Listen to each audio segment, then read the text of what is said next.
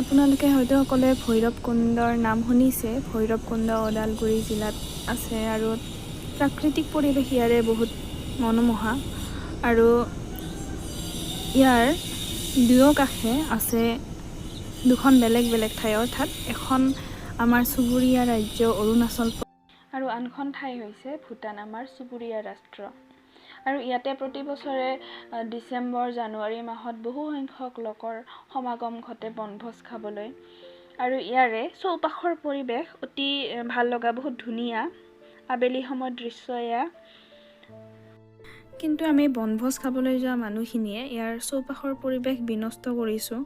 এই চাফ চিকুণ পানীখিনিত খোৱা বস্তু পেলাই, যিবিলাক পলিথিন আছে এইবোৰ পেলাই আমি পৰিৱেশ বিনষ্ট কৰিছোঁ। এইবোৰ কিন্তু আমি চাফ চিকুণকৈ ৰাখিব লাগে। এইখন গেট পাৰ হৈ ভূটানৰ গেটখন পায়। এইখন হৈছে ভূটানৰ গেট। এই গেটখন পাৰ হ'লে ভূটান।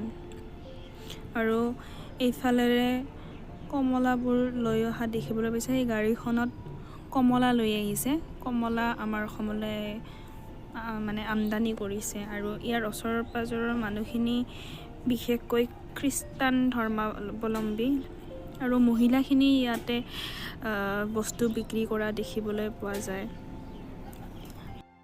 এই নদীটোৰ ওপৰত এখন দলং আছে আৰু ইয়াৰে এটা পাৰে হৈছে অৰুণাচল প্ৰদেশ, আনটো পাৰে হৈছে অসম। দুখন বেলেগ বেলেগ ৰাজ্য।